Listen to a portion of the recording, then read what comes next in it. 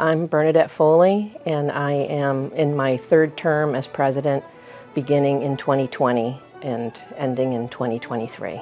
My dad was born in Ballinamona, Ahascra, Ballinasloe, County Galway. He came out in 1949, became a member of the Irish Club. He was also a member of the AOH. I think he reached the level of vice president. My mom came out in 1948. She came from Kilvine, Irishtown, Claremorris, County Mayo. She came to New York first and worked as a domestic on Park Avenue. And every week she would send home money to her parents to help them to take care of bills, just regular everyday needs, because it was really a godsend in post-World War II Ireland to receive money from the States. So I understand how important it was for my parents to come here to the United States to try to help their own families back home, but to make a life for themselves here. As far as generations are concerned, my husband's maternal grandfather was a charter member. His own father was president in 1979 into 80. So our daughter is a member, and she's now a fourth generation member of the Irish Club. So that's wonderful, and I think that she really likes coming down here. She really does. So I'm hoping that she'll play a part in the running of this club someday, or even just through volunteerism. That would be wonderful. My dad was a member, and he became a member when he came out here. He came out in 1949, and he became a member pretty close after arriving here, came to West Hartford. And so he was my sponsor. I had come down to the club on these one-offs, like after St. Patrick's Day parades. I'd come down maybe around Christmas with my dad. I remember one time, my mom's town in Ireland was building a new church, and they were doing a fundraiser. And sure enough, they hosted one in the upstairs hall. And there's a lot of people that came from New York for this. It was a packed hall. And I might have been maybe 12 at the time. And I remember wearing a long dress and coming to the Irish Club. And I just thought it was great. So I had been exposed to the club, but I had never considered becoming a member until my early 20s. I became involved with the Irish American Home. I became a member in 1986. And Jimmy Larkin, who was a longtime member down here, was the president of the Hartford chapter of the Irish Immigration Reform Movement, the IIRM. And he asked if I would please get involved with the group, and I was happy to do so. And the impetus for the IIRM was to regularize the undocumented Irish that were currently in the United States. Because in 1965, the Immigration Act pretty much closed out Ireland and about 34 other countries from having sizable visas. That was done because the Irish government had reached out to President Kennedy and said, we are losing our best and brightest by the immigration to America, and we need to keep them in Ireland. Because pretty much for 100 solid years, from the time of the genocide, the famine, up till the 50s, the immigration was tremendous, so they needed to stop that. So that was a great group, and when we finished, it culminated in the passage of the Morrison Visa program in 1992. And Bruce Morrison was a rep in Connecticut. So as a result, we held the victory party here in our club upstairs. And we had chapters from across the country come to this party, from as far away as San Francisco, all the way to the East Coast and every place in between. And it was a wonderful celebration. But I will tell you what happened was it just opened my eyes to what we have here. Here we had people from other Irish clubs across the country who were in awe of what we had here, because we had a bar and lounge, and a full-service kitchen in the basement. We had a dance hall and a stage, another full-service bar and kitchen in the upstairs hall. Right outside our door was a football pitch, and we had ample parking. And I couldn't believe that all Irish clubs didn't have what we had. So it really made me think that our founding members, particularly the ones that made the decision to come out here, they had such foresight, and we really owe them a debt of gratitude because they really knew what they were doing. And a handful of them actually put their houses up as collateral so that they would secure the loan to buy the property and to build the club. So the IIRM really helped me to really appreciate this club. They were a satellite organization as well of the club. But you know, the interesting thing is, the Irish came out, and even though the government didn't want to lose them, it turned out that the people who came to this country were responsible for rural Ireland surviving because of all the money that was sent home at that time to help them. And there's a group called Safe Home Ireland that helps people who have been out here and now they decide to move back home. Well, my mother and my brother have just moved back to Ireland. My mother's 94, my brother is special needs, he's 64. I have two sisters that live in Ireland. One of them actually lives in the house that my mother sent money home to help build. And that's where my mother is living right now. So her life has come full circle. And I think it's a wonderful tribute to the Irish and to the members that are in this club. Because after all, if people didn't emigrate here, we would not be sitting in this club today. So we have to be very grateful for our founding members and for those who came before us. And that's why we should always do everything in our power to make them proud. Because being president is not about me. It should be an extremely unselfish job. It really should, because it's about the club. And I think if that's something I would love to hand down to the next president, is to always have the club as your guiding light in your job. I became more active in the club after the volunteer work with the IIRM. And I was a part of the House Committee, the FESH Committee, the Festival Committee, the Inventory Committee, the 50th Anniversary Committee, the newsletter. Then I was Assistant Membership Secretary. So I just found that volunteering at the club was really what made me very happy. The presidency was my first leadership role.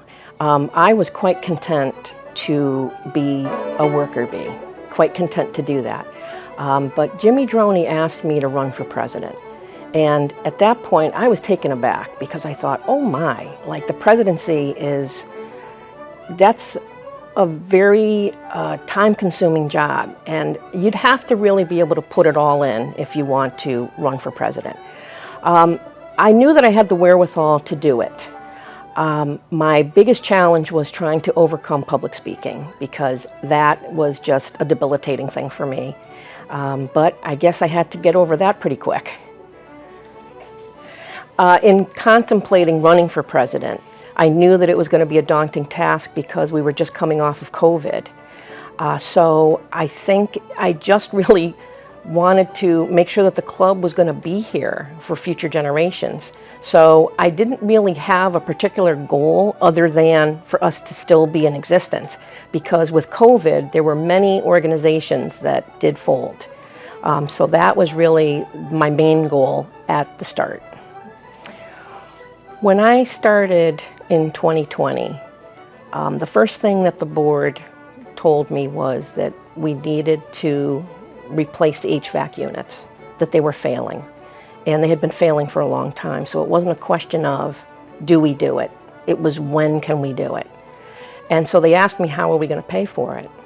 So I knew that taking out a loan was not an option, because if COVID had come back with a vengeance, and we could have been closed for maybe 8 months, we still had to pay back a loan without additional revenue. Then the thought of using savings, the same mindset was, we can't deplete our savings. We still have to run this place. So that's when I had initiated the capital campaign, because I thought we need to have our membership involved, that they need to be the ones to save the club. that it couldn't be an outside entity doing that. So we ran a capital campaign with a GoFundMe page, and it was successful. Our thought was if we could just raise $100,000 so that we could swap out the HVAC units, that we would think it was a success. But we went on to raise over $340,000. So I had said early on, if we were able to raise more money past the HVAC replacement, that there were a few things that we really needed to do. And they were to bring our kitchens into code, up to code actually, to upgrade them. We also needed to upgrade the bars. Upstairs, you couldn't serve a Guinness in a glass, which I kind of think is illegal. But so we really needed to make sure that the upstairs bar was a full functioning bar. The downstairs bar needed a lot of work as well. Our electrical was abysmal.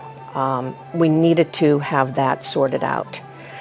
We also had leaks, we had flooding issues, we had drainage problems on the east side of the building that were eroding the steps off the plaza on the east side. And that was going to cause a problem down the road. So we had that taken care of as well.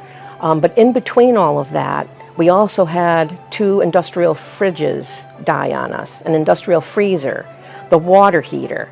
There were just so many things that just went wrong that had to be taken care of. So I have to hope that, I'm hoping that my leadership has at least put us in a better position than when I became president. And I know that COVID did play a part in us not being up to code on certain things, but I hope that that's probably what a legacy, I think I'd like to say that that was my legacy. But also I would like to add to that is I believe that I think the president is charged with making sure that you offer a welcoming place for people to meet. And I think that we have accomplished that. But that's through a lot of hard work from a lot of different people as well. I think the biggest con was the fact that COVID had hit. And so we were very limited. In fact, when I was installed, we had to do it outside under the tent because you could not have more than 25 people gathered inside. So we were very limited on what we could do inside the club. We could not hold any meetings, any membership meetings. I know that there was a suggestion that we do a meeting and we hold it through Zoom. And I felt very strongly that that was going to cut out a segment of our membership, and I was just against that. I know that there are a lot of older members that are way more savvy than I am on the computer, but I also know that there's older members who are not. And these are people who attended meetings on a regular basis, and they really would have been kept out. So I thought, we will get the information out through the newsletter, through email, and when it is safe for us to meet, we will do that. But I do have to say that through all the volunteer, jobs, I've gotten to know a lot of the older members, and I do have a tremendous affinity and respect for them, especially the ones that still come down here. I mean, they're dedicated and committed to this club, which is really, it's a wonderful thing. And, if I can do the same, I hope to. But I do have a tremendous affinity. Like the retirees, the fact that they come down here. We've added another dinner so that there's at least 2 a year for them. I'd love to have 4, 5, 6 a year if we could manage to pull it off. Because I think it's just wonderful, and they love to get together down here. I will tell you, I have a little funny story from COVID, when we did finally completely open up, and this was after the shots were available. And I remember there were a couple of our older members, I won't out them, but they came down here right after getting their second shot, and they sat right up at that bar. They were so excited to be able to be sitting in the club again, and even if it was having a soda, it didn't matter. They just felt like they were alive again. And that, I think, was really important, that people had a place to come back to. because this was their gathering place. And during COVID, they were not allowed to. And I think many of them were affected in not a good way. So it was wonderful to have them come back. During COVID, and I know that that's just a theme for my presidency. I wish it wasn't, but it is. During COVID, we lost a lot of members.